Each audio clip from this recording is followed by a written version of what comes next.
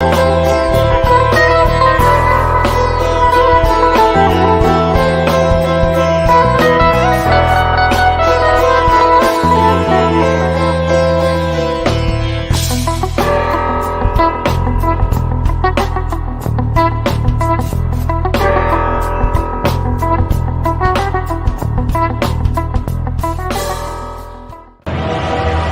the source wall. Behind it is the single greatest secret of the universe. This is as far as I dare to go.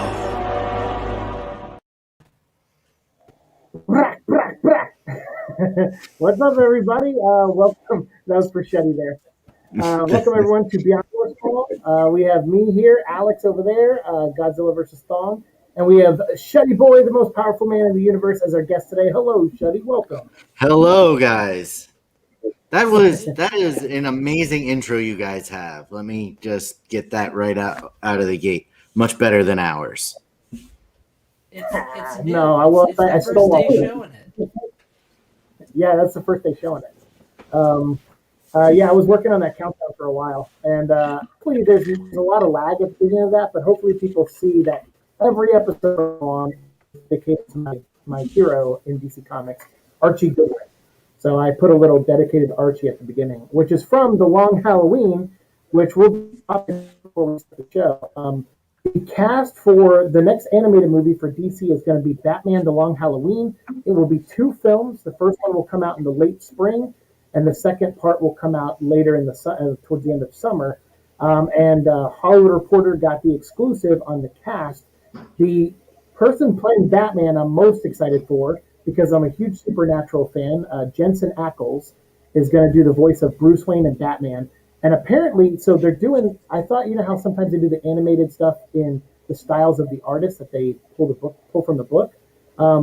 This is actually a Shuddy. I don't know if you've seen Superman Man of Tomorrow or the upcoming JSA movie that they're doing, but they kind of animate it in like an Archer style from the Archer show. So I have not seen either of the Yeah, the Man of Tomorrow I would like.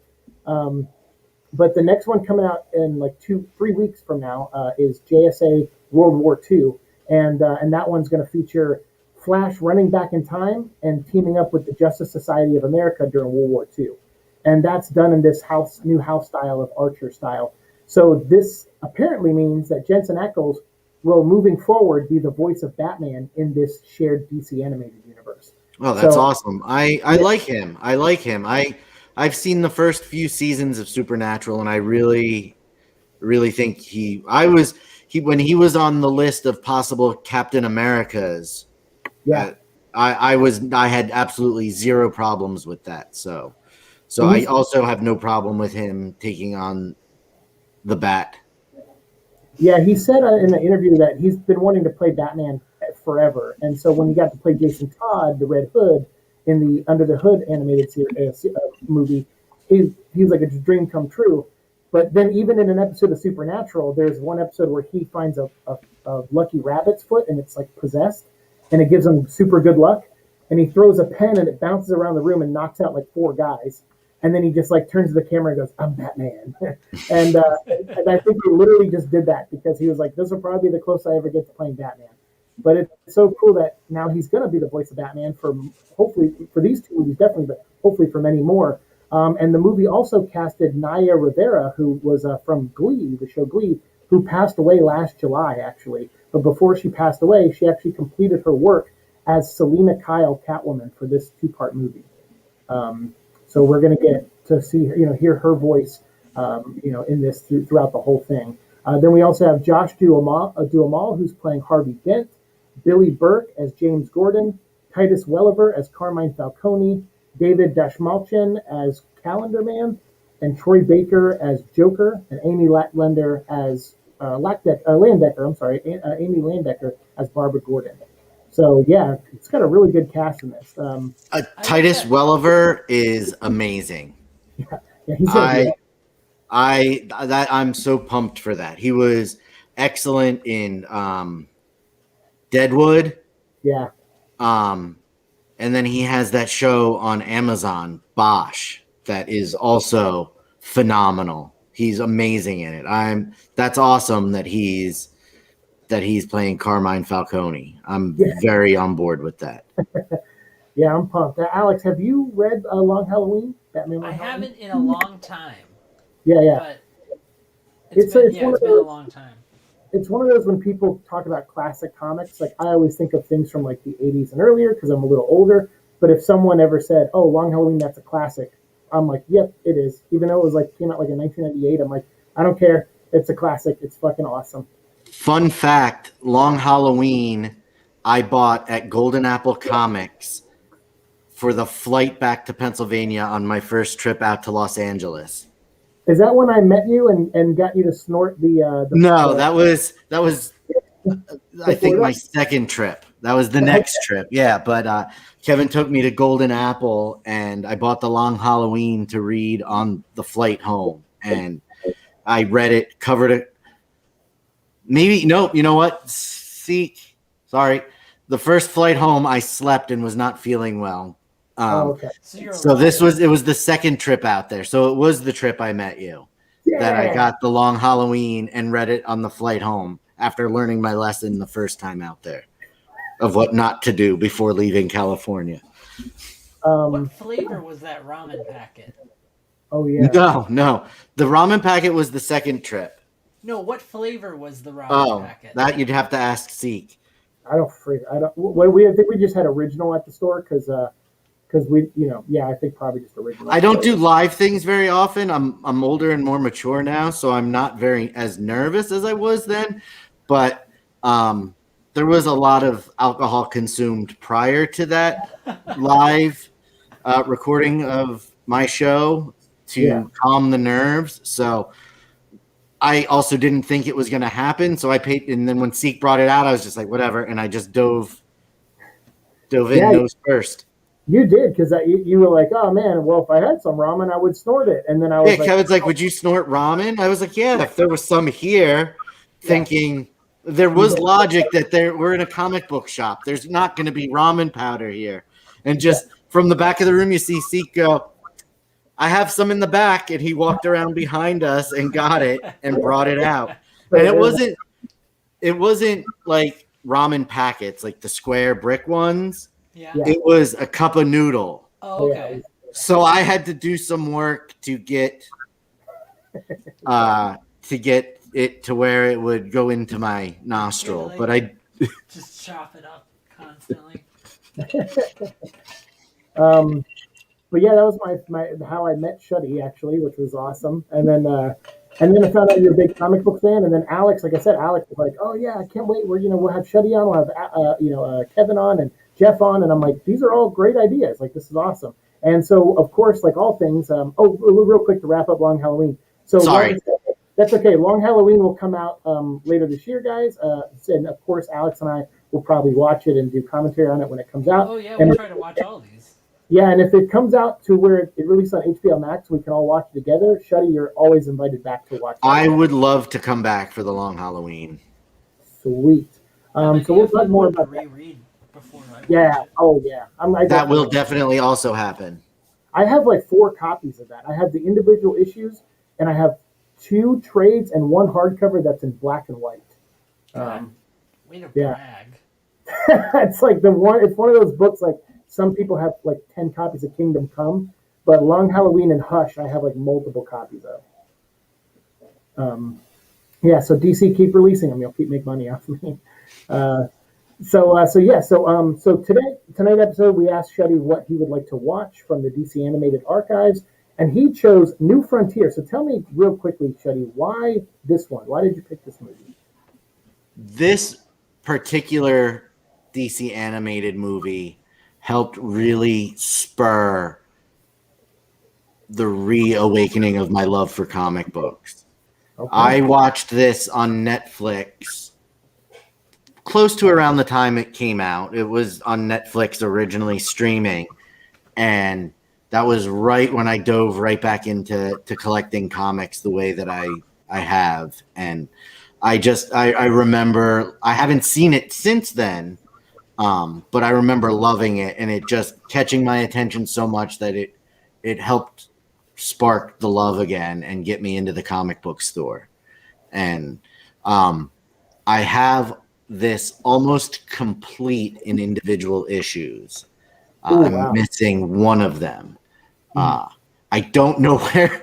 Technically, I'm missing all of them because I don't currently know where they are. I tried to find them so I could hold them up at this very moment and show you guys. But I think they're packed away from the move still last year. So, but I do have them, and that was why I suggested it, because it was the first DC animated newer DC animated movie that I watched. I know that there were a couple that came out before it, like Doomsday and stuff, but this is where I jumped back in. Okay. And that's why this one has always stuck with me. The art style, just the whole the way the story progresses. It was fascinating. Yeah, it's really good. It's a period piece. And Alex, have you ever read the comic book version of this story? I haven't read the comic. I've only seen the movie. You've seen the movie, yeah. I mean, this is a very faithful adaptation of the comic. Like they cut a few things out for time, I imagine, but they got the bulk of the story. Like, yeah, that was so. I read the comic after watching this, and that's also part of the reason I think it stuck with me, is that it is very, very faithful to the source material. They really didn't stray too far from what was an amazing story, and they made an amazing movie. Yeah, it's one of those stories that's so darn good that you're like, well, we could adapt it loosely, or we could just copy and paste it. And I think they did a good job copy and pasting. And it's made by the late great Darwin Cook, who did pass away, who's amazing, a legend. That guy. I think I first heard his name mentioned and first saw him in credits ever when in Batman Beyond. Darwin Cook created the intro, the opening music. Well, he didn't do the music, but the opening intro to the show with all those crazy cuts and everything, and the like camera angles and the quick animation. Like Darwin did all that. So Darwin, I've been a fan of for many, many years, and I love the guy to death. And luckily got to meet him before he passed. And if you ask anyone, he's like an Archie Goodwin. Like you ask anyone about Darwin, they only say nice things about him. So his art style was very distinct, also, and amazing. Like even those children's comics that he did around this time were beautifully drawn. They were very, childlike, stick figure-ish, but it was still great artwork. Agreed. Yeah, and he's his art style. Yeah, I called it contemporary retro because it was modern looking, but also very, very retro looking. Like you could almost picture the pop art dots on it, and it would fit right in. Or you could take those out and it would look like a modern comic. Like he was really good about being timeless, very timeless. So all right. So what we're gonna do is everyone watching at home, if you guys are watching later on, get your HBO Max out or your Blu-ray or DVD, however you want to watch this movie. Get it loaded, hit play. We're on 00 time code, and then we're going to do our countdown, 3, 2, 1, and on 0 we hit play, and the movie goes. And then so do you actually say 0? Sorry. I'll say 3, 2, 1, play. Okay. Sorry. Yeah, that's okay. It's better to be synced up. So all right. So here we go. Everyone, get ready. We're going to count down now. 3, 2, 1, play. All right. And there's the Warner Echo, come in here. The movie started. No, Warner Brothers. Yeah, Warner. Well, no, Warner Premiere. That's not a B, Alex. I don't know what they teach you out in Nebraska, but that is a P for they Paul. Don't teach us those fancy book words.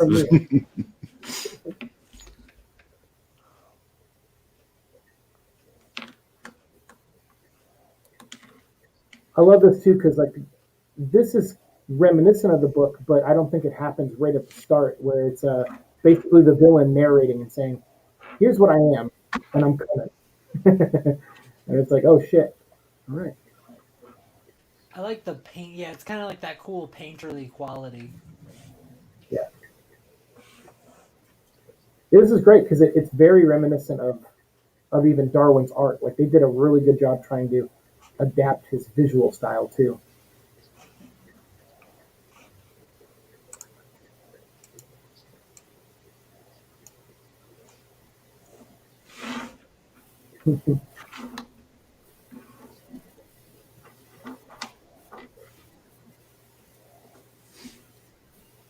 I love that too. Pull the We red just button. we go from like a rock to a button, and it's to press for nuclear bombs.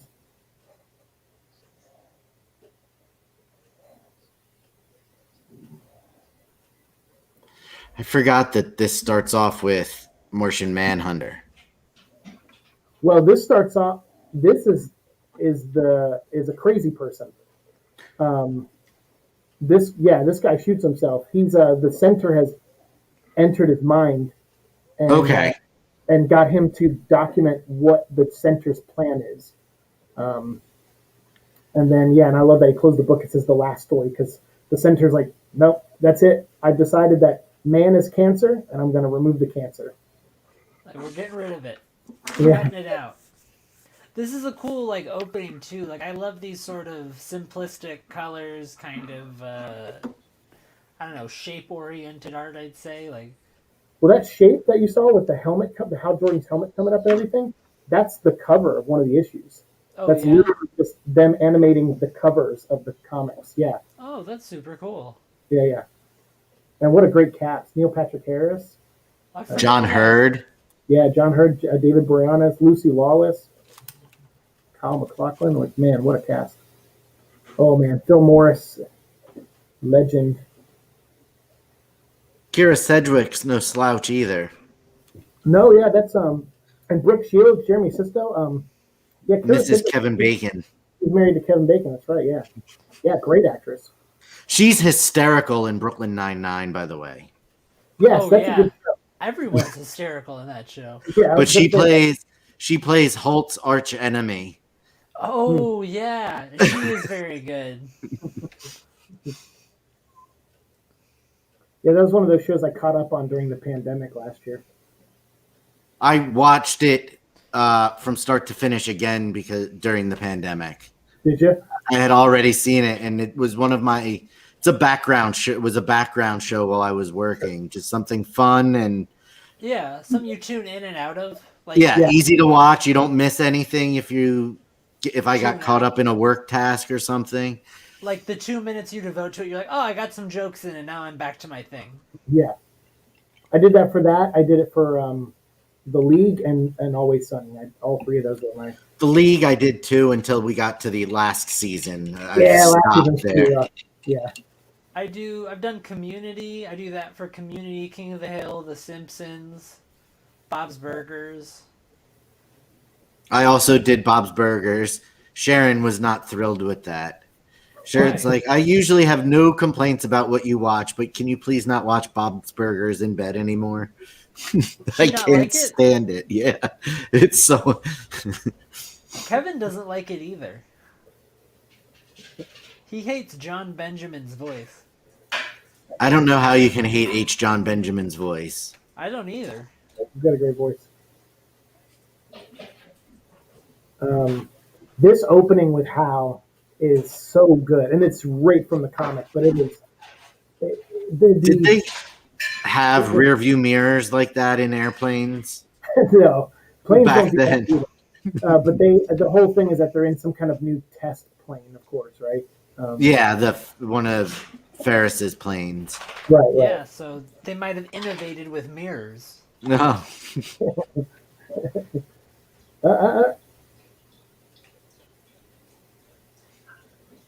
Dang.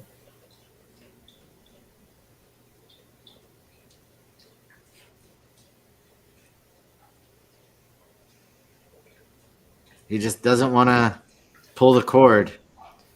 Yeah. Yeah.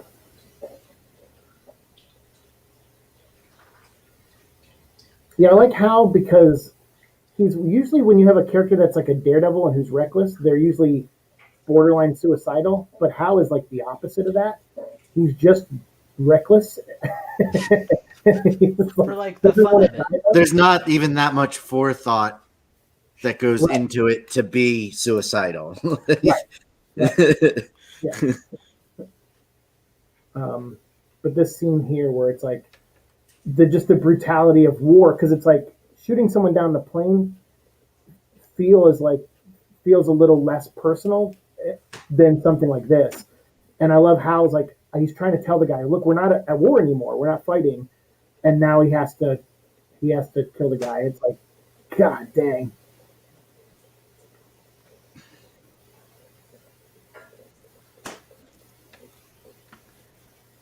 That is a lot more brutal than I remember. Yeah, we're 10 minutes in and 2 people have been shot in the head. Yeah. Oh, yeah.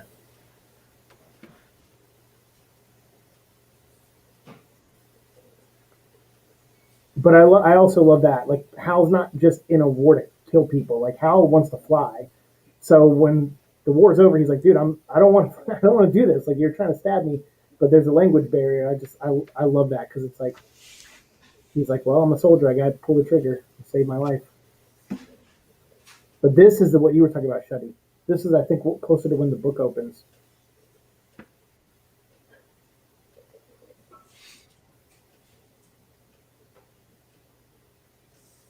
Did this make you, because it certainly did me when I read the comic, it made me a bigger Martian Manhunter fan. I had almost no knowledge of Martian Manhunter prior to watching this. Oh, wow, okay. So, because like I said, I was really, like I collected comics as a kid. Like it was fun to go to the comic book store because with my allowance, comics were absolutely something I could afford with my couple bucks a week. So, but then as I got into sports and girls and other things, comic books were never on my radar. And then, so there was like a huge jump from early 90s to this where comics were not really in my life at all. That's so funny you kind of say that because this is sort of like my introduction to Justice League. Like this and the Justice League show and Justice League Unlimited, that was where I started to get into it more. And Martian Manhunter, for me, is like a staple Justice League member. Like I always thought he was like a classic. Like when I imagine the Justice League, Martian Manhunter's there. Right. Well, see, my Justice League knowledge was from like Super Friends. So Batman, Superman, Wonder Woman, Aquaman, Apache Chief, Wonder Twins. Oh, yeah, Wonder Twins and Apache Chief. Yeah, Greek. I remember them. I remember watching that show too. I love this whole thing where the Wonder Woman finds these women that were imprisoned by these men and tortured and done god awful things to, and she just frees them and just let the women kill the men, and then she's celebrating it. And this scene actually coming up was a big moment of discussion in the comic book world. And Shuddy, you probably remember when Diana stands up to Clark, because right now she's standing on a table. But when she gets off the table, you'll notice the height difference. And she is taller than Clark. And I remember there were some fans that were like, that's bullshit. And it's like, not though. She's an Amazon. Yeah, right. She's not. She's supposed to be a giant woman. Yes. Yeah, like I always felt like Wonder Woman should be like very tall and kind of toned. And I mean, not kind of, but like pretty toned. Yeah. In the comics, it's not like she's towering over him where he's, at her chin level. It's like he's 6 foot and she's like 6'2" or 6'4". No, but in the comic, she's like 6'7" and he's 6'2". So she's like like Shuddy said. She's almost a head above him. Yeah, he's staring at her chin in the comic. So I don't know why they changed that in the animated, but probably to keep the whiny incels from being too angry. Yeah. Righting the wrongs. Taller than a man in a drawing. How dare this woman have height?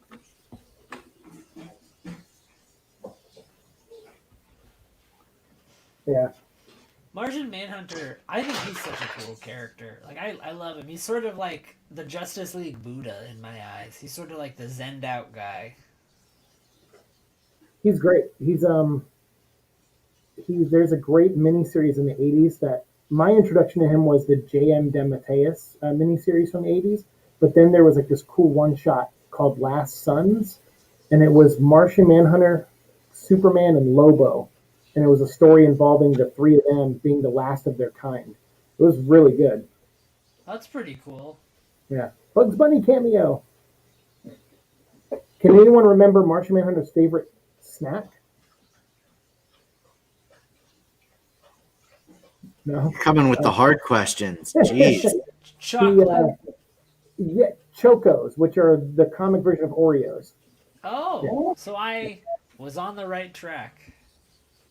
When he got in Final Crisis, when he was killed, they buried him on Mars in a casket full of Chocos or Chacos.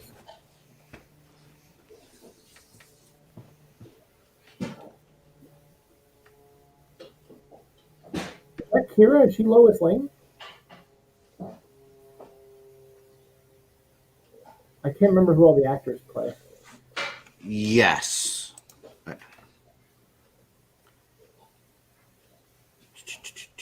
We need a leader. Please, crack. Obviously, Lucy Lawless is Wonder Woman, Diana right? Prince. Yeah. Kira Sedgwick is Lois Lane. Okay. Brooke Shields is Carol Ferris. Oh yeah, that's a great cast. Joe Mantegna. Who does he play? Crooner. Croner. Okay.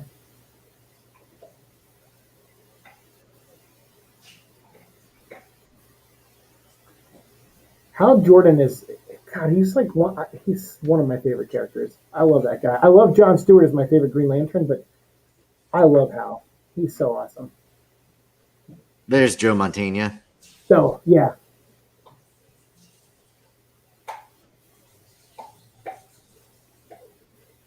And this is Iris West.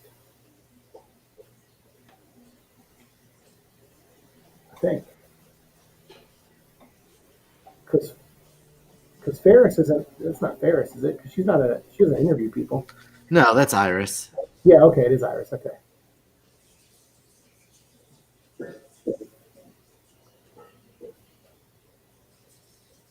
Ooh. Awesome. I understand, like like Wonder Woman 84 did this recently, where, and X-Men movies did it too, where there's like this. I understand the appeal where you like when you translate one of these comic books into a movie, you kind of want them to be a period piece also, because then you can get away with some of the schlock and the costumes. And what I like about this is that it just leans right into its era. Like it's just like, no, we're going full on. Was it Vietnam at the beginning of this? But it's still sort of futuristic. It's got a very Jetson-y vibe, like Jetsons type vibe to it too. Yeah, like some of those waitresses' outfits were really like intergalactic feeling. Yeah, especially at this Ferris Air. Right. Ooh.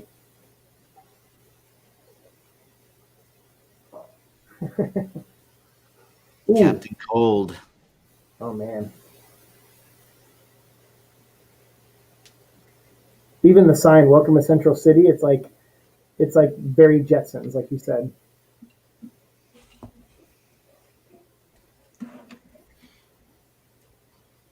There's a scene that they released like a clip from the new Justice Society movie that's coming out, where it shows Flash arrive in the past and he sees a bunch of Nazis and he's like, Nazis? Damn, how far did I run? And then he goes and takes down all the. It's very much like the scene from Quicksilver in the X-Men movie, where he like just runs up to one and like waves his hand in front of him and goes over to another and like moves his gun in the direction. It's really well done. That super fast guy. The Olympian runner. The guy who can run at the speed of sound.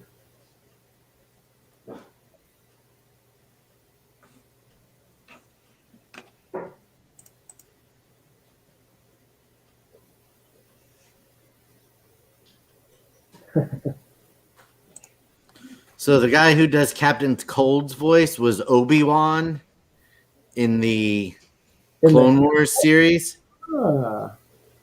Cool. James Arnold Taylor. Speaking of which, they just announced the cast of that show too. That's gonna be fun.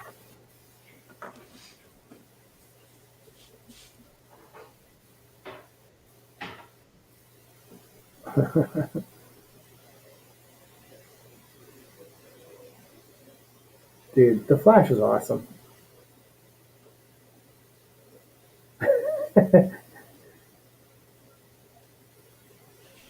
So did he just condemn those women to death by making that helicopter? Well, yeah, they land okay. All right, safely. Okay. And like I said, I haven't seen this in it forever, so Yeah. I remember the major points.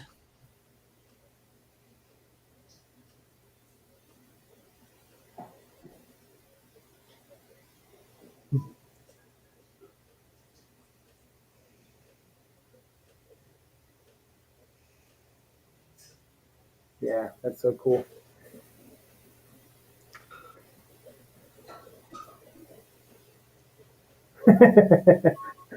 I rewired it on the way down. I enjoy NPH as Barry Allen / The Flash. Yeah, He is good. he is really good. Yeah. I also liked Michael Quality Rosenbaum, the Justice League cartoon show too. But he was Wally, but he was really good though.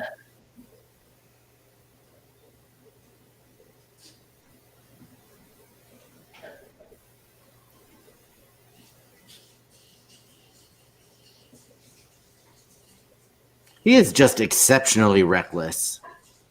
That's why I love. I mean, it's safe to say there's been some booze involved in the night. Yeah, safe to say that.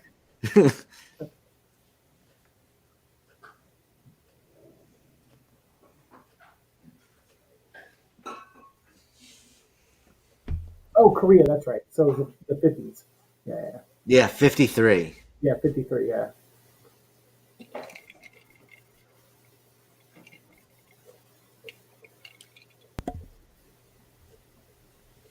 David Boreanaz. Yeah, man, Angel.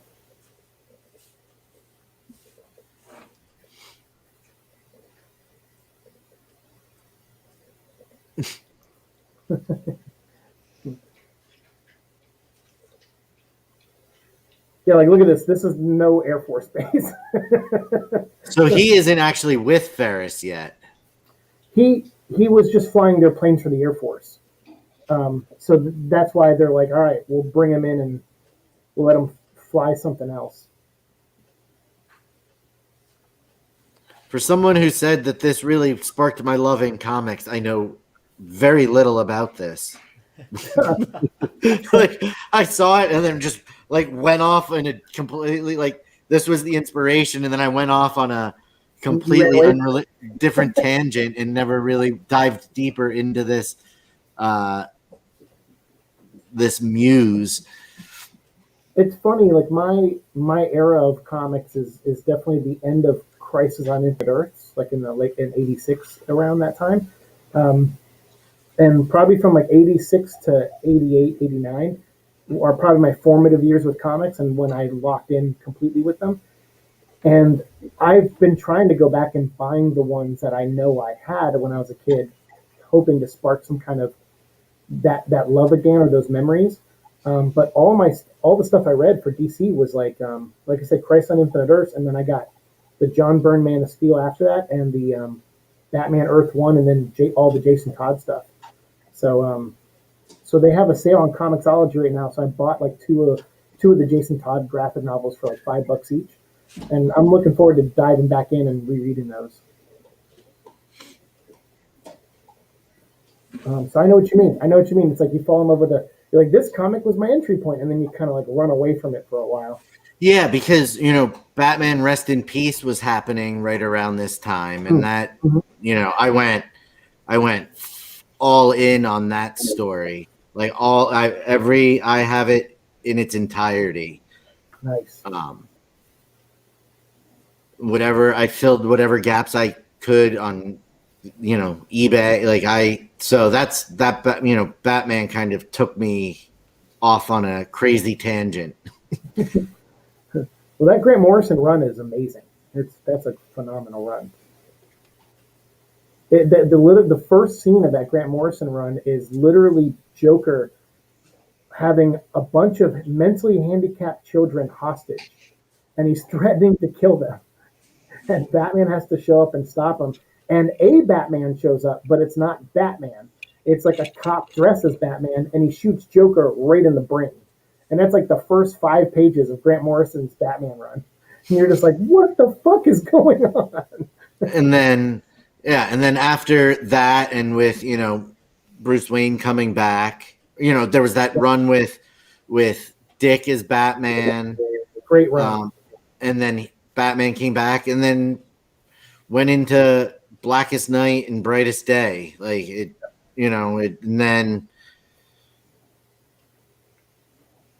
and then the New 52.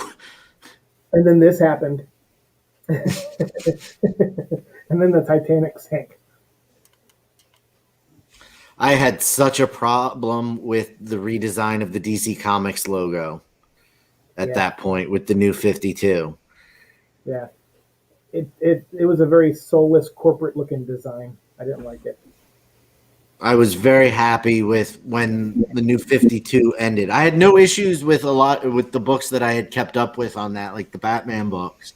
Mm-hmm. But I was very happy when it ended and they went back to a more traditional sort of looking logo. Right. The current DC logo is much better than the New 52 logo. Agreed. I love that they do retro Batman here with the purple gloves. And I love that Batman realizes he's not Superman. He can't save kids. They're going to be afraid of him.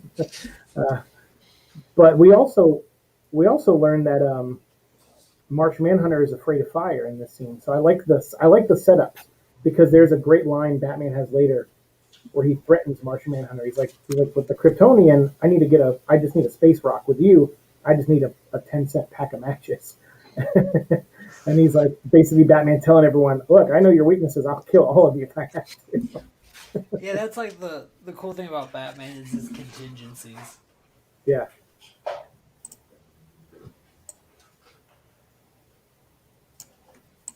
How he always has a piece of kryptonite in his utility belt just in case. Yeah, just in case Superman goes crazy. You know what Batman should have to deal with Superman? He should have a magic spell, like memorized, since Superman's also allergic to magic. That would be good, yeah, if he kept like a little bit of magic on him. Yeah, just like, I mean, come on, he hangs out with Constantine and Etrigan the Demon. Like, you'd think he would know one spell. Yeah, exactly.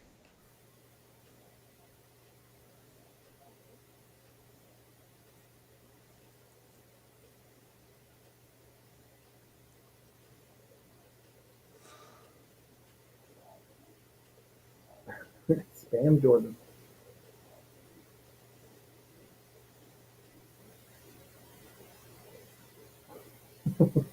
Oh yeah, Flag is in this. I forgot. Flag isn't he played by Joel Kinnaman in Suicide Squad? Yes, Joel Kinnaman plays Rick Flag in the Suicide Squad movies.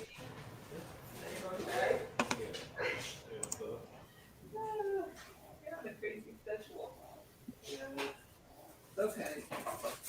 I think there were other things in the comic, like other tests that Hal did, because like obviously for the movie they have to condense things, but I think there was like 2 or 3 other tests, and he was like breaking things. they're like, how did you break a like a? It was like a simulator. They're like, how'd you break a simulator? And he's like, yeah, He's like, I don't know, I'm just that good at flying. dude, it's not a good simulator.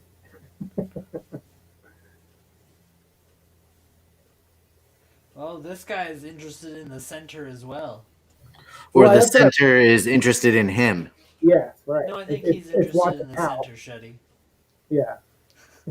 It's watching Hal Jordan. I love that. It's like it's taking interest in all these people. Yeah, that it's realizing some people are like Might be a beyond threat. the primal human. Yeah.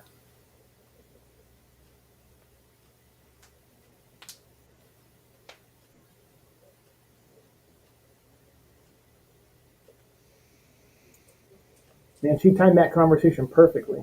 Yeah.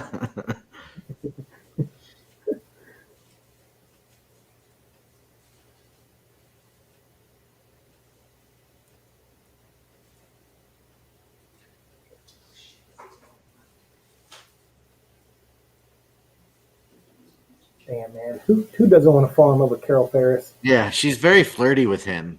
Yeah. Oh yeah, yeah. I mean, who wouldn't be? I mean, yeah, he's like fucking. He's like a Cary Grant. He's like, um, the one thing about DC that I've always loved is the girls, man. Like Lois Lane, the Carol Ferris, Black Canary, Wonder Woman, like Batgirl. They just have awesome female characters.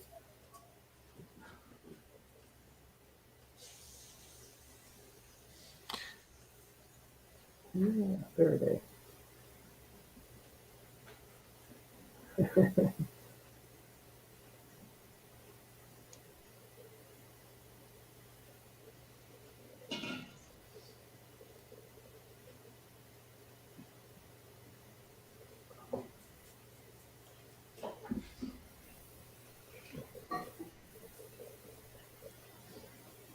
And that's Phil Morris, Yeah. who is in Doom, plays Cyborg's dad in Doom Patrol. Yes, in Doom Patrol. Yeah. I was like that he used a punch card to open the door. Like, it's very retro. Like, it's like, yeah, I bet people in the 50s thought this was the height of security. Didn't Phil Morris? Did he not do the voice of Martian Manhunter also? In this, No. In just in general. Yeah, has he ever done the voice? I feel like I know his name from something else. He was in Smallville. He was John Jones. Yeah, Yeah, he was Martian Manhunter. Oh, I was yeah. like John Jones. Took me. It took a second for that to click. It's like he was some character named John Jones. Some unrelated character. Yeah, he's a character actor. He played some guy named John, some normie named John Jones.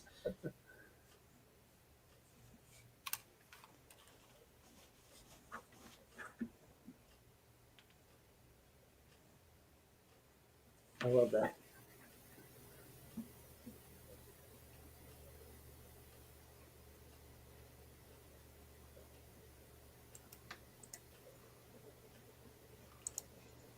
I didn't know Jeremy Sisto was in this.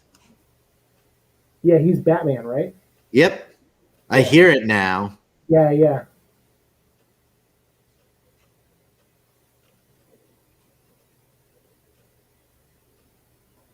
For people watching, we are 29 minutes and 30 seconds at the time code, just so you know, around that.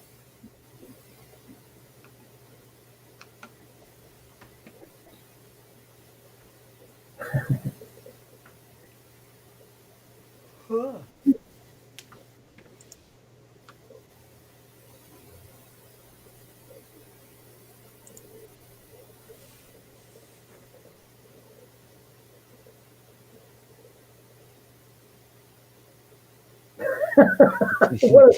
What a threat. What a dick. I have a $70,000 piece of radioactive rock, and I just need a penny to kill you.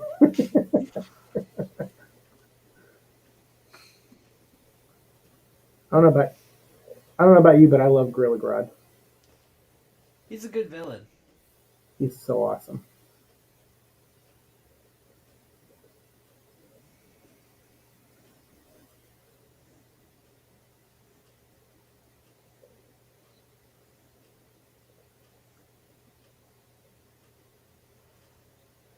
Wouldn't the police be like, what's going on? Yeah, I was just gonna say, why are the cops letting this happen?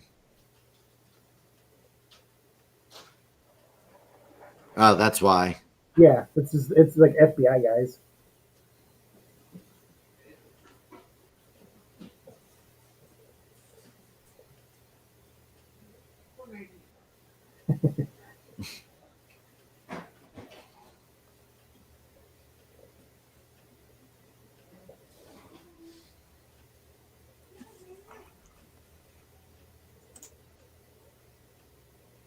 is his partner, is it Slam Bradley?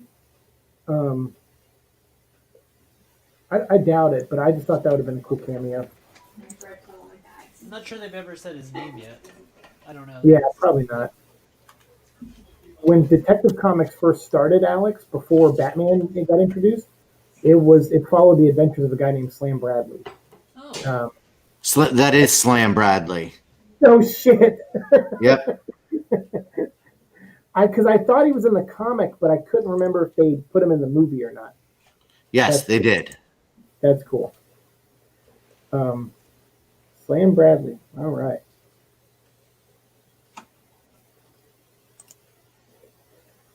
Just for people watching, I know more about the DC universe than I do my own childhood. So if I'm scaring you sometimes, just know that you probably have a lot of great memories of your life, and I just know who Slam Bradley is.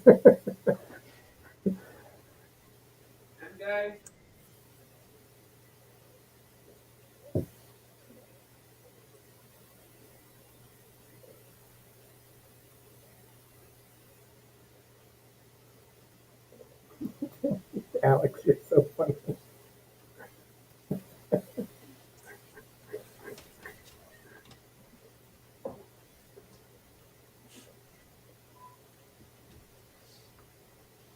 Until just now, until Alex moved up close, I thought your seek thing was on the wall and wasn't in your feed.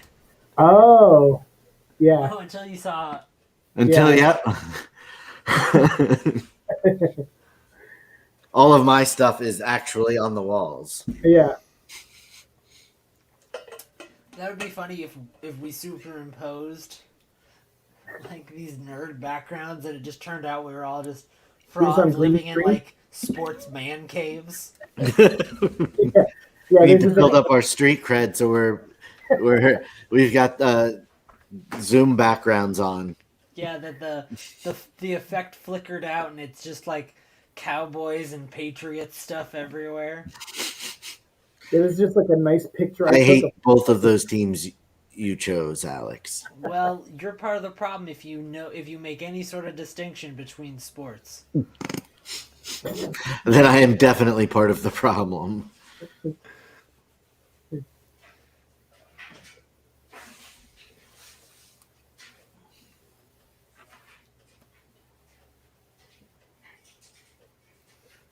I love that Flash is like, y'all tried to abduct me. I quit. Yep. Yeah. I'm out.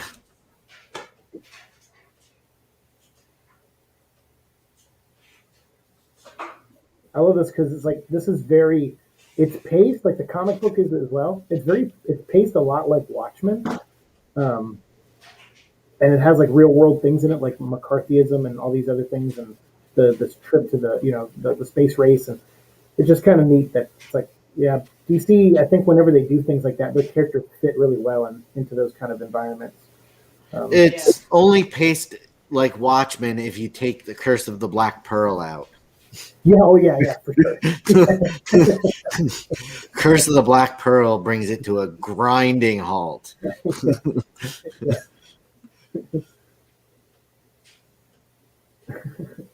I have the Zack Snyder 4-hour edition of Watchmen, and it has like Black Pearl edited into it. And The animated one? Yeah, and it's like I'm like, wow, like I understand that it parallels things, but at the same time, like you really don't need that in this story. Yeah, I also own that. Does the 4-hour edition have like the comic book ending? No, the ending is the end. Yeah. Still the same ending, which then led into the show. The show is the ending from the comic book. Yeah, the show's the ending. Yeah, you're right. Because it was squid nuclear bomb in the movie, Squid Monster comic. Yeah. What I loved the show. I thought it was excellent. Yeah, me too. Yeah. The last episode I was kind of met on, but it didn't matter because the first 8 episodes leading up to it were freaking awesome.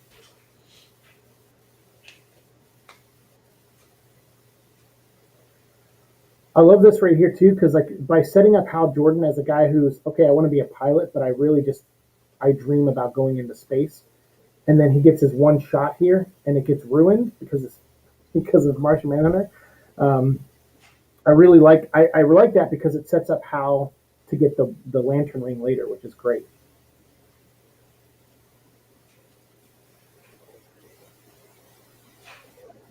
Because this is very much like a Hal Jordan and Barry Allen story in a lot of ways, and obviously it's a Martian Manhunter story too. But It is very Hal centric, and that is definitely part of the reason why I got so in depth with the Green Lantern books at the time. yeah, Went back and read Rebirth with Mhm. that Jeff Johns did, which is phenomenal, and then just I wrote it through Green Lantern all the way through New 52 from this point, Oh wow, okay, yeah, and only bailed on it after Rebirth, just because to cut down on comic book costs because I got into more Image stuff. So it was oh cool. I kept the Bat books and brought in more of the Image books. Nice. I read one Image book. It is called Spawn, and I've never missed an issue. I love that book. You've been collecting it from the beginning? Yeah, 315 issues. I think 316 came out today, but I didn't have time to go get it today or yesterday. But yeah, been collecting since the beginning. Yes.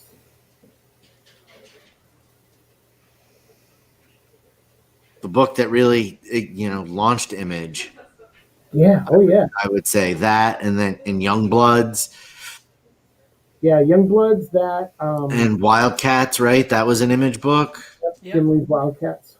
Mm-hmm. And out of all of those books, though, the only one that consistently kept going was Spawn, and then Savage Dragon. Yeah, I was about to say Savage Dragon. Yeah, Savage Dragon, but that started like a year or two later, or 2 years later. And then what saved Image in a lot of ways, I think, is probably Walking Dead. Absolutely. And I think Walking Dead had a lot to do with why so many great indie books books have come out of Image, is because they let Robert Kirkman do his thing, and that book thrived. And then you get books like Saga, which I think is phenomenal. There's another one that I'm reading is called Beauty, which is also amazing. Have you read Deadly Class? I've read the first trade of Deadly Class. There's so much Image stuff that I get into, and then just had Paper Girls was another. Paper Girls is a great one. Rat Queens.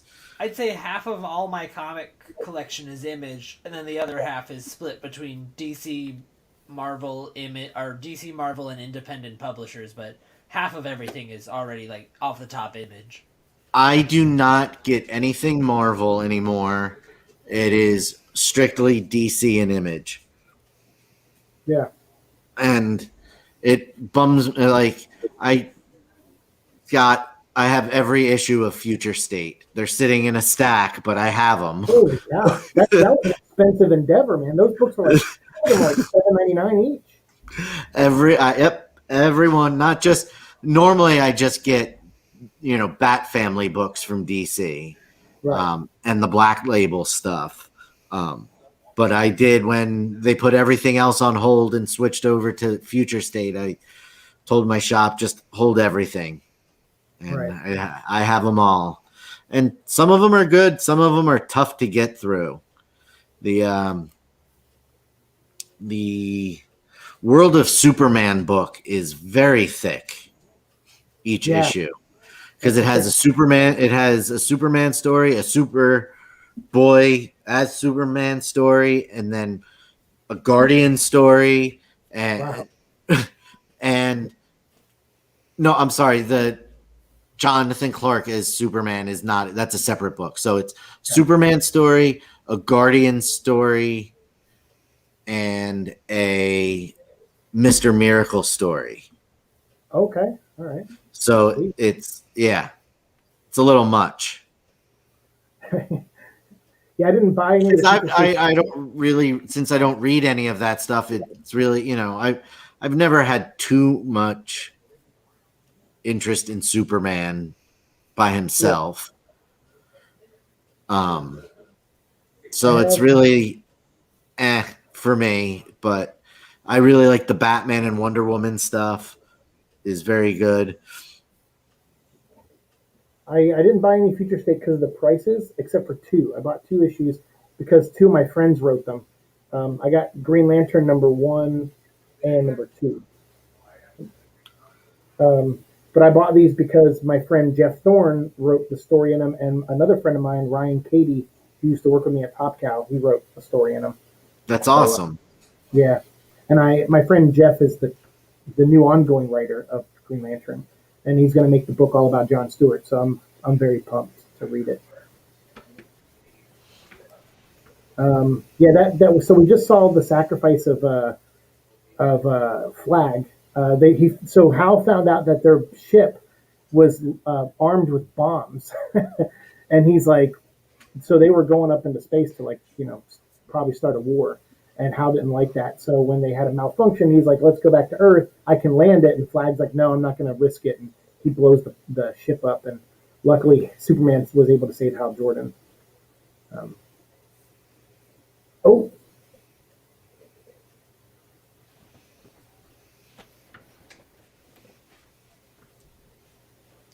Now she's got 2 swords. I love hearing guys say, oh, man, I wish I could go to Paradise Island. I know it would be amazing. And I'm like, they would just kill you. They'd be using your bones as toothpicks. Yeah, right. It was like you're gonna go there and they're gonna be like, oh wow, look at you, like you ain't Chris Pine. We've never seen a man before. And even Chris Pine, they wanted to kill him, and then she's like, no, just send him back to where he comes from. Yeah, they're not on this island isolated from the world because they don't have access to be in man's world. They know what we're capable of, and they choose not to. It's not like they're going to see you and be like, oh, my God. Oh, wow. We're saved. We just always wanted hipsters. That's what the Amazonian island was missing. Yeah. As you're sitting there in a cardigan sweater. I know, yeah. It's very wearing your cold. ugly Christmas sweater, like, what's up, ladies? It's not ugly, it's beautiful. This year has been the year of the cardigan sweater for me. I have gone from having 0 all of my life to having 3. Yeah, I'm at 2. Oh, wow. Actually, I'm at 3 as well, actually. I've learned that they are quite nice. Oh, yeah, it's like just a blanket. Abensur. I know my other favorite Green Lantern.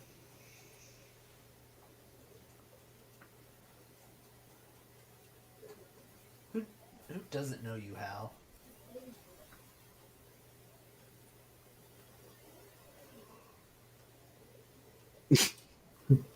There's no time.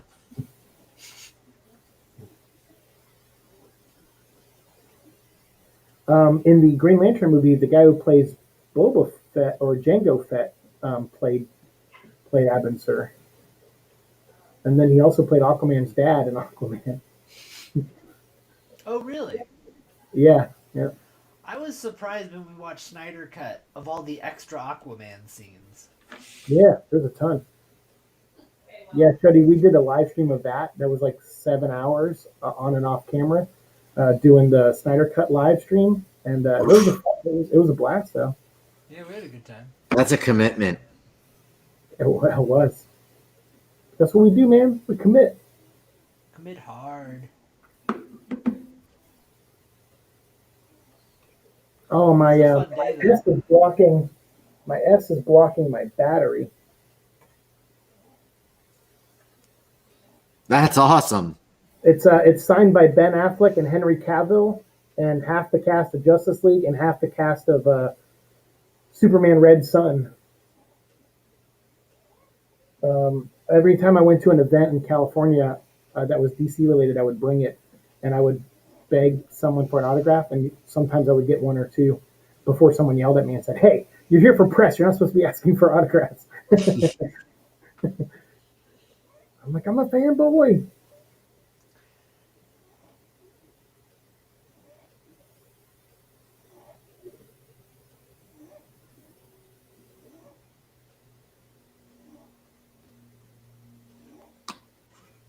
I always lived in Blackest Night. That was one of the biggest questions I had was when all the Black Lanterns were coming back. I'm like, please tell me they're going to bring back Abin Sur. And so when he popped up, I was like, awesome.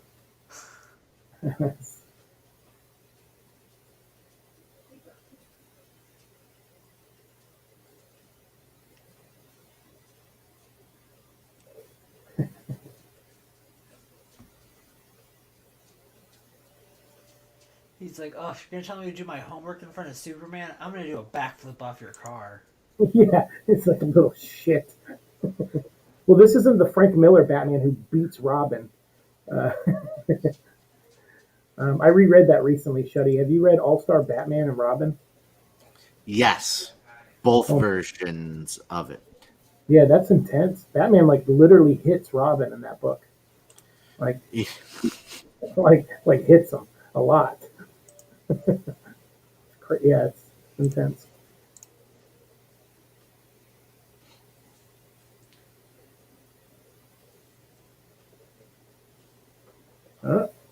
Boom.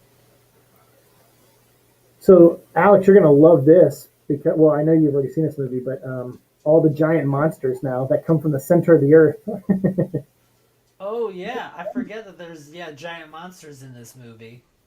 Yeah, We get a kaiju fight, or we get kaijus, which is pretty awesome.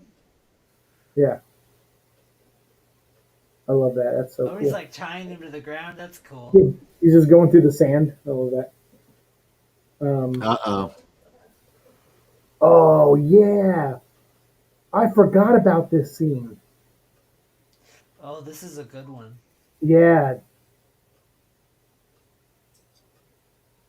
what a way to bring in the invisible plane, right?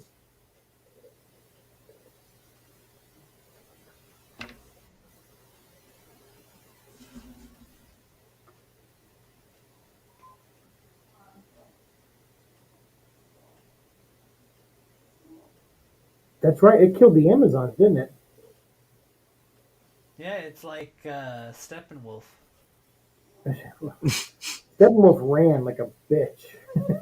He killed a fair amount of Amazons. He killed some of them, I guess, but he knew he'd lose that battle.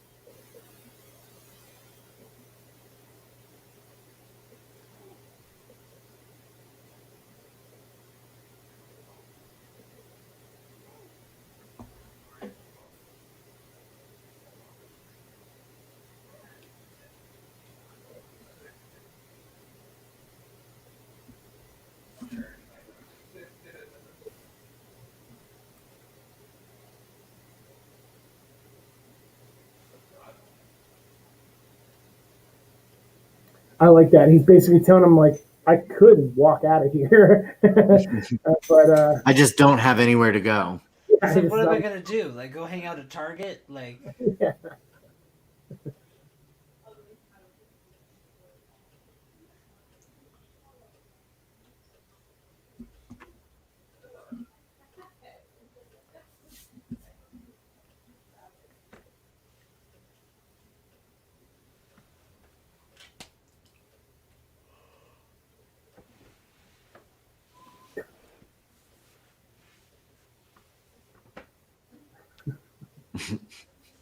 Real men wear pants.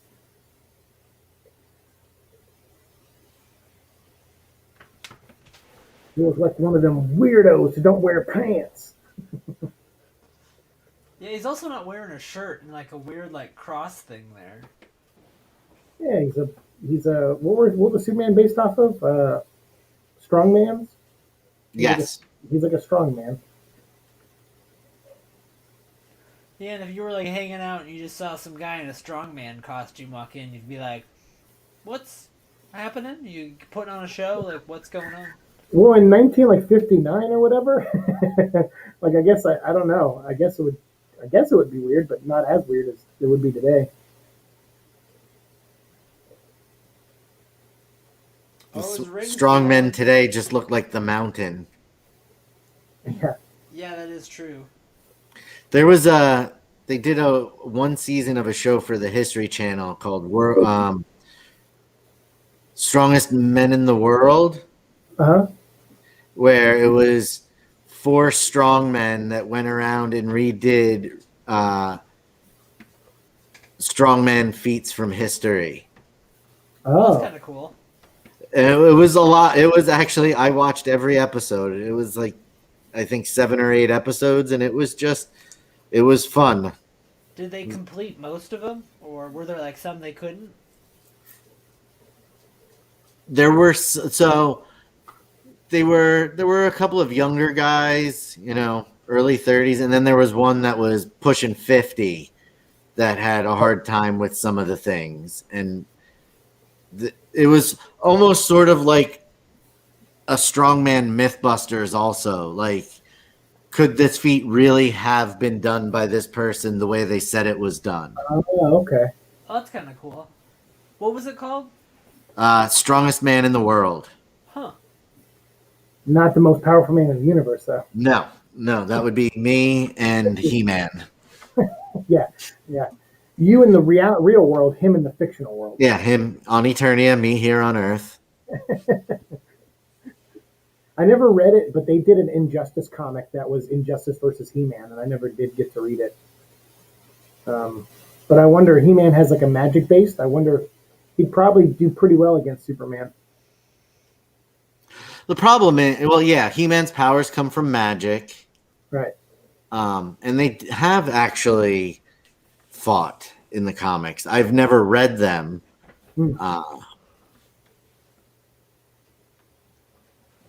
But also, He-Man is a little magician sidekick, but he's pretty fucking useless. Orko. Doesn't he have a giant tiger? Well, yeah. And I mean, I guess that's not tons useful against Superman.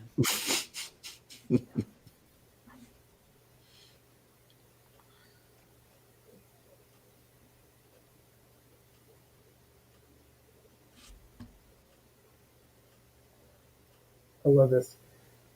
I love this so much because we just get. By the way, for people watching, we're 53 minutes and 52 seconds. Superman shows up and gives this big speech, and it's the outcome of it's so great because you're like, oh, here he is. Lois gave him the pep talk earlier. You got to be a leader, and he's like, all right. So here's him trying to be a leader, and then they just completely surprise you with the outcome.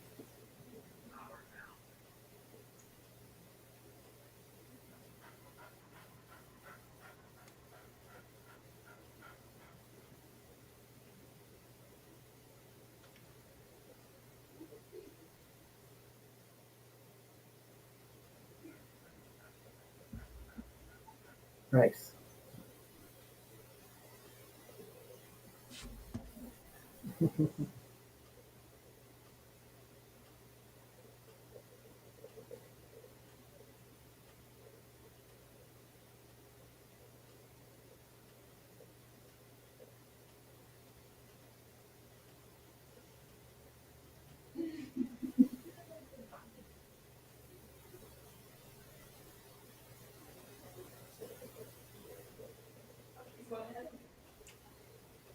Oh man, this is so awesome.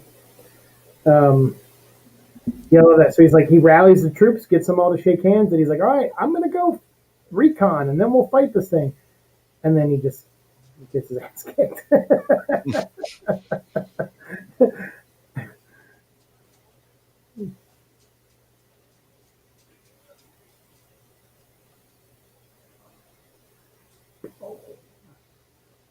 So gnarly. Yeah. Hey, what do you think of Starro being in the new Suicide Squad? I am so pumped for that movie. Yeah. I mean, I was on board once James Gunn was picked up to write and direct. But after watching the trailer, I'm even more into it, and I'm really looking forward to the Peacemaker show. Oh yeah, with John Cena. Yeah, Because the best part about that was that it was just something for funsies he started to write during the pandemic, and it ended up being picked up by HBO. Like he wrote it with no intention of it ever being made, and now it's coming out soon. That just makes me wonder what kind of show it's going to be. I hope it has the same tone as the Suicide Squad, Sure. which seems to be more along, similar in tone to the Guardians movies, with just a little bit more darkness. Right. Just a little darker, like a weird amalgam of Super and Guardians of the Galaxy. Right. I'm excited for Suicide Squad. I'm trying not to watch the trailers as much as I want to watch the trailer. I mean, I happened to refresh Facebook the day that it dropped, and right at the top of my feed was James Gunn saying, "Here it is, guys." Posted 8 minutes ago. I was like, well, I guess I'm here. And watched it and really enjoyed it. Same thing. I think same thing happened to me. I was actually taking a nap the other day, and I woke up and it was like 20 minutes earlier the trailer had dropped, and I was like, what else am I doing? I love that scene there where he's like, Batman brings Ray Palmer in, and he's like, hey guys, and they're like, yeah, we know who you are. You built that shrinking ray. And he's like, yep. And he goes, and everything you shrink blows up. And he's like, yep. And they're like, so we don't need you, dude. And he goes, repeat what you just said. And he's like, everything you shrink blows. Oh. So he's like, he hasn't perfected his atom thing yet, but that's going to be the weapon they use. I was like, oh, that's so great. That's so good.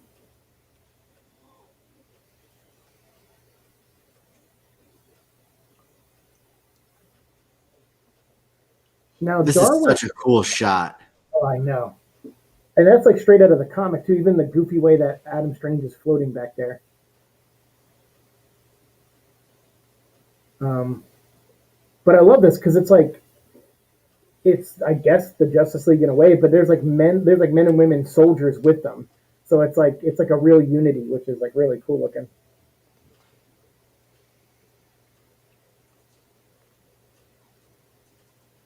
Fastball, man.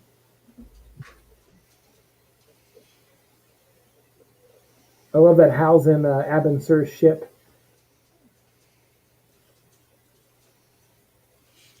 It's very reminiscent of Independence Day. Yeah, a little bit.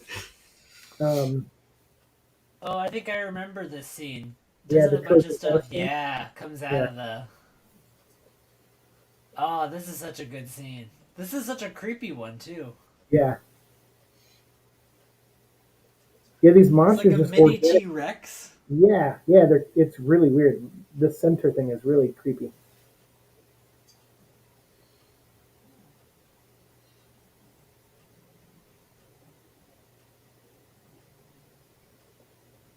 What was his plan? Well, I think he wanted to go punch something, and then it psychically fucked him up.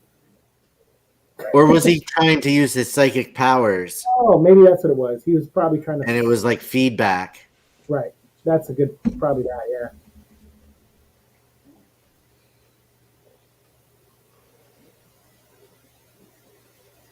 Alex, speaking of Independence Day, was it you that saw the second one with me? Yeah, we saw it with like Fox, right? 70% of the effects unfinished. Yeah, that's right.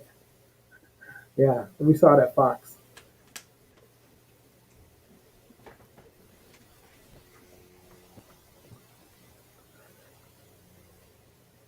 Yeah, there's always these things where you have these big cosmic threats, and you go, "What the fuck is Batman gonna do?" And what can you do? Yeah. Yeah, give him a bat plane. I liked the Snyder cut. They were like, Batman, do perimeter duty. Yeah, he's just running the perimeter shooting parademons. Yeah. Yeah. All that work, and Batman couldn't even beat one of them. I love that the Blackhawks are in this. I had absolutely no idea who they were. I didn't either. I mean, I still only have a vague idea of who they are because it seems every time that DC does some big event, they have a little part, and then it's completely different in the next big event. Right. Yeah. So I don't really have I'm not familiar enough with Blackhawks history to understand what the heck their role is other than they're fighter pilots and they're a gang. That's pretty much it. Yeah, Are they good? Are they bad? Are they neutral? No, they're just American soldiers that fought in various wars. Like they always get their history updated because decades keep passing, obviously. So they're one of those where it's like, oh, they started in World War II and then they went into Korea and then their origins were in Vietnam and they just like keep changing their origins. That's crazy. So Faraday like died saving Martian Manhunter. Which you would think, by the way that he was drawn, that he would be a bad guy. Right. Yeah. Yeah. Like he looks very sinister. Yeah. I love how someone has to come out there with a flamethrower to get Jimmy Olsen, be like, "Come here, kid. Let me take your hand." I heard J. Michael Straczynski one time explain Jimmy Olsen, and he was like, he's like, my version of Jimmy Olsen is the kind of guy who like is photographing NASCAR races and leans all the way in when the cars are going around the curve to like get good shots, even though it could mean his head would get taken off. And I go, that's certainly an interpretation of Jimmy Olsen. Not the one most people use, but that's certainly one way to look at him. I don't think Superman would have given Jimmy Olsen a watch if he was that reckless. Yeah, he gets himself into enough trouble not being reckless. Right. I love this. This turns into like a trippy ass like 70s acid trip.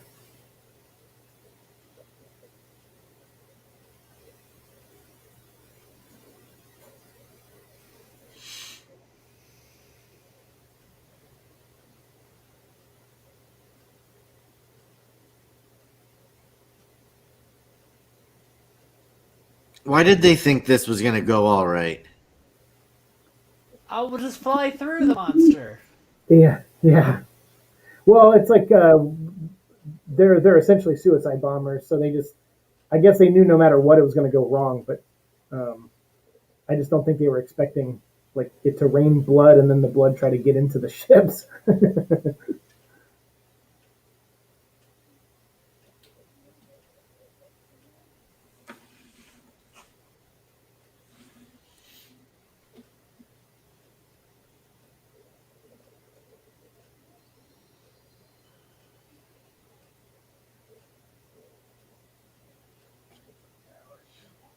I just hovered over John Hurd's name on the Wikipedia page. Yeah. And in the list of successful films, Home Alone isn't even listed. What? Dang.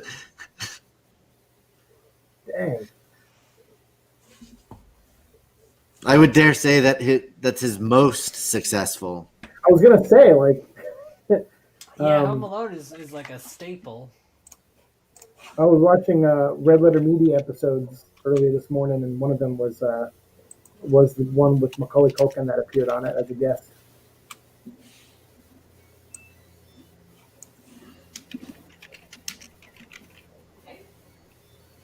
Go, Hal, go!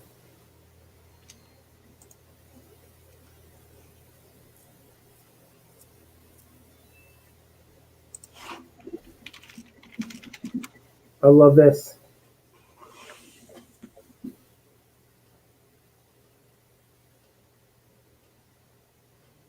Yeah, but you're Neil Patrick Harris. It'll be okay. You'll be fine. You're NPH, bro.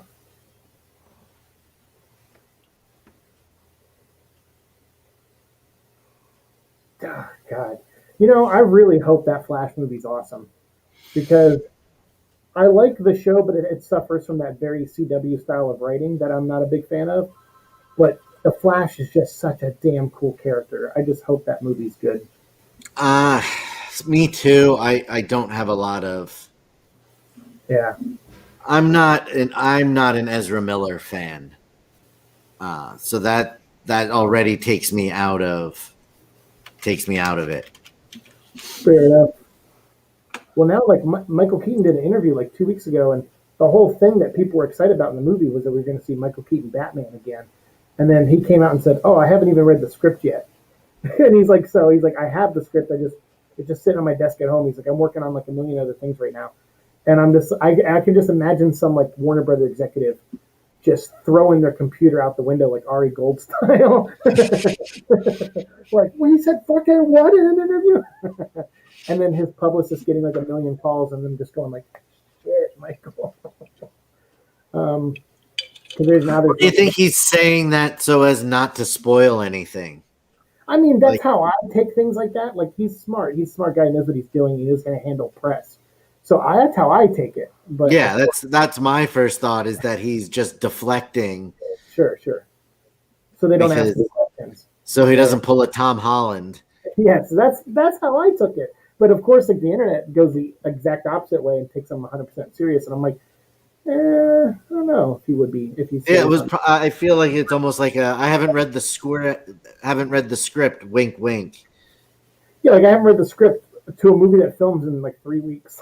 It just already sounds like he's messing with you. Like, what is he committed to? Playing the Vulture? Like, like I think he's producing something too, but it's like still. But yeah, I took it as like him just taking the piss out of the interview. But yeah, that's what I would think of it. Because that's what I would do. If someone's like, "Hey, so tell me about you're going to play Batman," it's like, Batman. I haven't read a script yet. Especially if he's told not to, that he can't, say anything. Right. It's just easier to say that and use that to dodge. He's in Morbius. Yeah, for like a scene. Like he's like one scene in Morbius because they're going to build him up for the Sinister Six.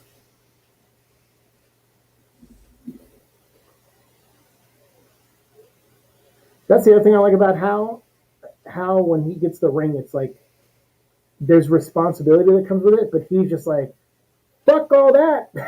Yeah, he feels he's just. I'm a fly. He sees freedom. Yes, exactly. It's freedom. Yeah. And it was his like first time in space, not dying. Yeah. But second time in space with an explosion. That's true. That's just a consistent thing of space. Yeah, the things explode there. No one can hear you explode in space.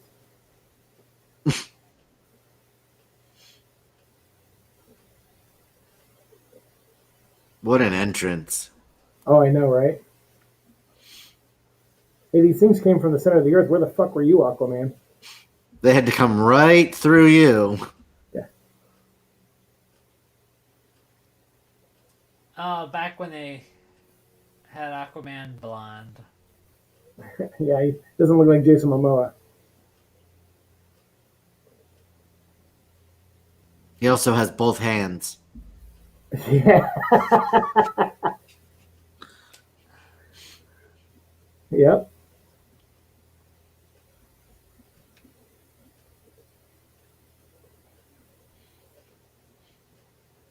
Aquaman gets in for the press pit, for the He's publicity. Like, I saved the world. Yeah. But all he did was bring up Superman. He found Superman's Like, body. hey, I found this trespasser.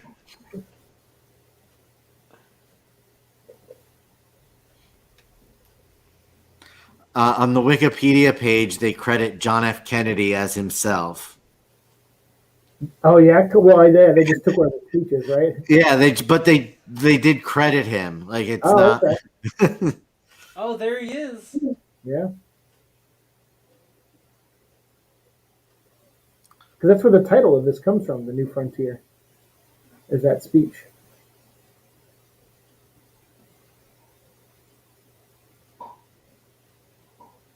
I love that John Henry Irons cameo there. That's awesome. And the Rick Flags Jr.'s, that's a great one too. The Titans. fuck, DC's got so many great characters, and they, God, besides outside the animated stuff, I struggle with the DC universe. Like the only thing that's consistent is the dang animated stuff. Yeah, the animated stuff for the most part is very good. There's some bad one here and there, but for the most part, yeah, they're really, hey, there's Starro. Look at that Starro Underbelly. Yeah, That shot is really cool. It's so good. It's so freaking good. Nice. Yay! Yay! We did it. Neil Patrick Harris. We did it. We did it. Wow, yeah. Robin, Harry, Iris West Kroner, Amazon Woman, Sam Bradley, and Captain Cold. Sweet. That was fun, guys. That was very fun. Hell yeah, dude. I like these more period piece superhero movies. This one was really well done. We gotta watch Gotham by Gaslight at some point, man. I haven't seen that one.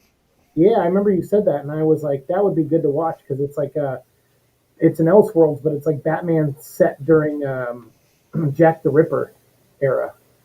In fact, he's going after Jack the Ripper in that one. That's the villain. That's kind of cool. Yeah, yeah. Have I Alan think Moore write it and have it be a From Hell crossover. No, but it was I think Brian Augustine wrote it, but it was drawn by Mike Mignola, and it was the first Elseworlds. Oh, really? Yeah, Hellboy Mignola. That's pretty cool. Mignola getting in on Batman. Oh yeah, Mignola did a bunch of stuff for DC. a bunch of DC stuff. Yeah, there's a hardcover called The DC Universe by Mike Mignola. It's really good. Good hardcover. He needs to get his own omnibus. Yeah, it's not an omnibus but it is like a big hardcover with like 20 comics in it or something. Oh wow.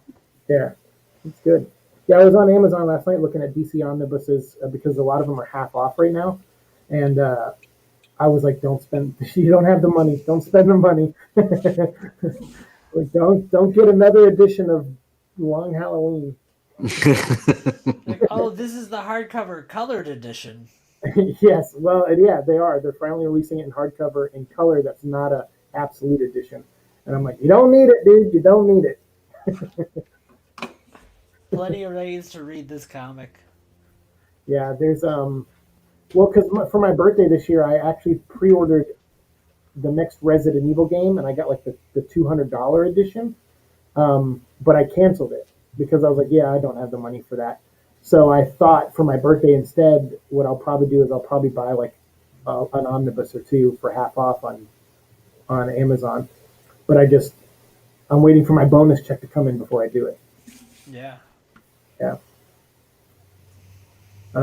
Sweet. Any final thoughts on this movie, gentlemen?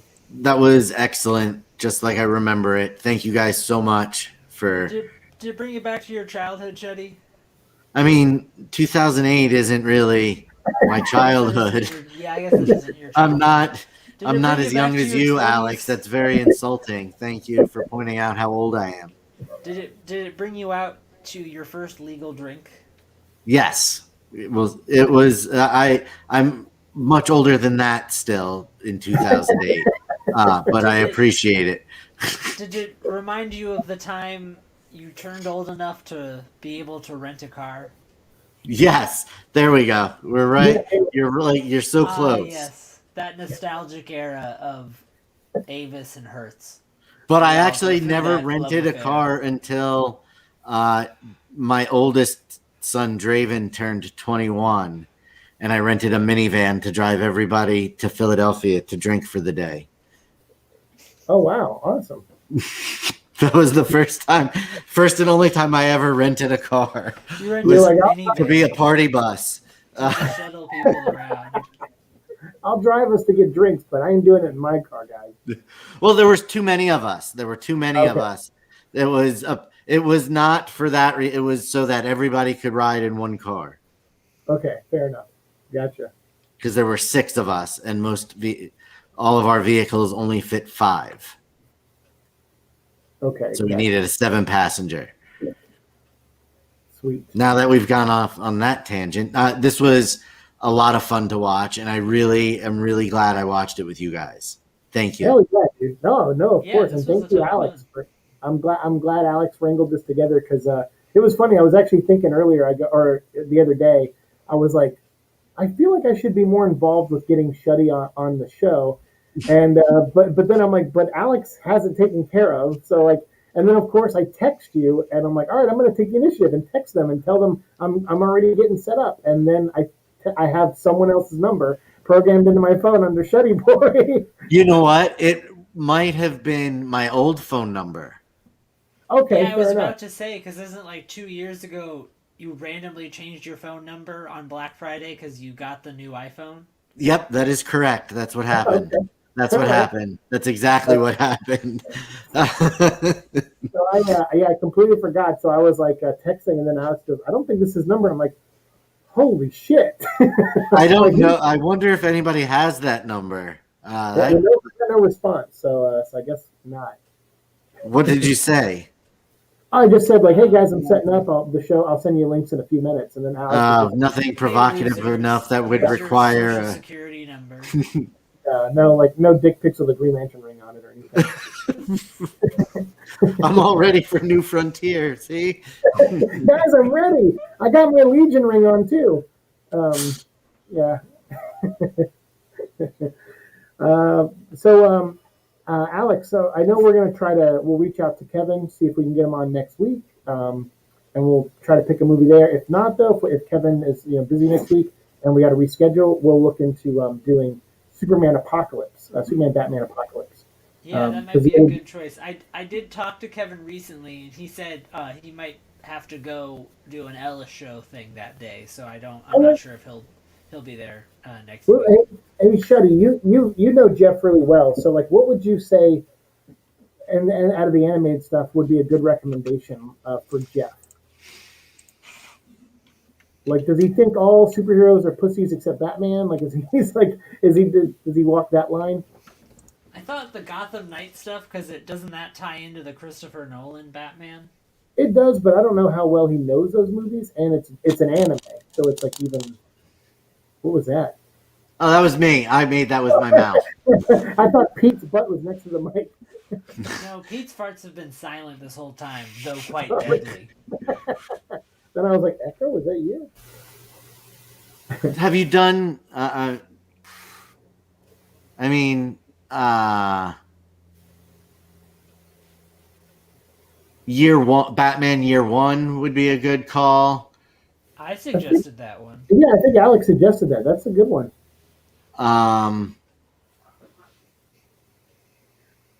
Yeah, that's Flashpoint Paradox, maybe. Okay. Yeah, One of those. or make ones? him watch The Killing Joke. No, fuck you. We ain't You'd watching hate that again. us. No, we're Yeah, not. we're not. That's so bad. No, we're not watching that again. Yeah, I mean, you could go the other way and look for one specifically that he won't like. But I don't want us to watch something we don't like either. But I mean, if you're gonna go through all of them, We're not doing that one. We're skipping Killing Joke. We made a conscious effort, a decision already. I bet he would like maybe. I think he would like Year One. I think he would like maybe like Apocalypse War, because it's so gory. Okay, yeah, he might. I mean, The Dark Knight Returns was also, but that's a two-parter. It's a two-parter. Yeah. That's the only reason that one's not on the list. Or Unbound, get him into a Superman story. That's true. Public Enemies. Well, we just watched. We did that last week. Yeah. Dang it, that probably would have been a good one, but that's why we have like any weeks we can't schedule you guys. We're going through like so we'll do Superman Batman Apocalypse next to wrap up that two-parter. Yeah, well, we'll talk about it, but Year One's a good suggestion. And Alex, Yeah, I think Year One is a. Yeah, so since you both mentioned it, I think we'll probably try to stick. I've only seen the first half of that one. Okay. Oh, because Year One. Yeah, that I tried watching on my first flight back from LA, and it didn't go well. Oh, So- Yeah, when I got sick. Yeah. But I really no. You know what? I have seen it since then. Okay. Yeah, but I did try to watch that on that first flight home, and it didn't go well. Gotcha. Yeah, do year one. That's my vote. Year one, and Alex vote as voted for well. that too. So that's all right. So we'll do That'll be year our one. Jeff pick. Nice. All right. Cool. Or Oh. Son of Batman. See, that was where my mind was going, because it would introduce him to Damien, and Robin would be like, it'd be a hardcore Robin. I think he like- would appreciate Damien's Damien's attitude and overall outlook on life. I think Yeah. is very in line with the dragon. We'll mention both to him, Alex, and we'll see which one he picks out of those two then. Yeah, we'll be like, hey, we thought of 2 movies you might like. Yeah. I think Batman's a good one, because Jeff's a pretty broad comic book knowledge guy, and Batman's always a good entry level for broad comic people. Hey, both those are good jumping. Like both. You guys are much nicer to him than I am. When I have him on my side podcasts, I make him watch movies like Troll 2. Oh, hell yeah. I would love. Oh, Trolls 2. Yeah, we don't put ourselves through that kind of stuff here. Just you and Red. Have you guys watched Chopping Mall? I'm sure that is somewhere on the list, Alex. That is exactly the kind of thing that Dom picks. Like, I've watched Thanksgiving. Thanksgiving's great. Santa Slays. Have you watched that? It's the one with where they murder Fran Drescher in the beginning. Yep, that we watched that at Christmas time. Fran Drescher and Bill Goldberg, or the wrestler, is the killer Santa. Yep. Yeah. I love That's that one. the kind of stuff. Every now and then, though, he throws in something that really makes me happy. Like, we watched Thunder in Paradise, the Hulk Hogan movie. Yeah. That was also a TV show on the USA Network, both of which I liked very much growing up. So sometimes he throws something at me like that. I'm like, I have seen that terrible movie and I love it. And this is a great day for us. You guys should totally do Samurai Cop. We did do Samurai Cop. You did do Samurai Cop? Yep. That's one of the best. You think we're amateurs, Alex? Think we're a joke here? Of course we did Samurai Cop. Bitch, are you for real? The hell's wrong with you?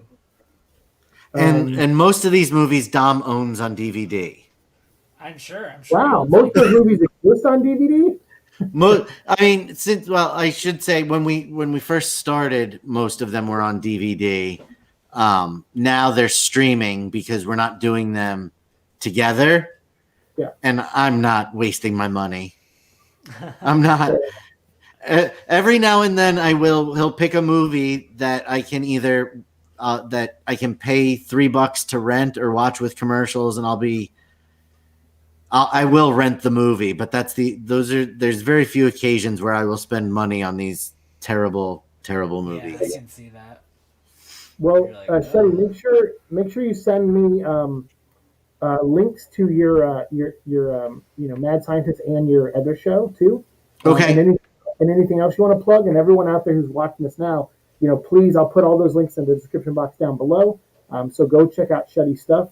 He's awesome, dude. He's been a friend of ours for years now, and it's been a blast having you on here. And I definitely, if I don't know how Warner's is gonna release these new animated movies. I don't know if they're gonna put them on HBO Max first, or if they're gonna sell them first and then put them on Max. But that seems to go directly fly in the face of what Warner's business model is right now, doesn't it? When they're even doing that, they're releasing it right to HBO Max, right, with the theater release. So, I mean, it'd be bizarre. I think. Sorry, I didn't mean to cut you off, but it seems like it would be, in the opposite of direction of where they say they're heading. Yeah, I agree with you, but I also don't know how all that stuff that works out. So, but if it is to the point where they just release it on HBO Max and we can all watch it together, then I say definitely the day that comes out, or at least the week it comes out, within a week of it coming out, we should watch part 1 together. That would be a blast. And if it's not coming out, I will buy it. Yeah, I'm I gonna will buy buy a it too. physical copy. So Yeah, I'll buy it too. So either way, I'll get some copies. hell yeah. Awesome. Well, yeah, like I said, everyone who's watching, link down below to Shuddy stuff. Please go check him out. Awesome dude. And me and Alex will be back here next week, either with Kevin, or if not, if we don't have Kevin, we'll do Superman, Batman, Apocalypse next week. So thank you all so much for watching the show. Leave your comments down below of what you thought of this movie, and we'd love to hear your thoughts down there so we can continue the conversation in the comment section. Thanks so much. See you guys in the future. Peace. Say bye, everyone. bye.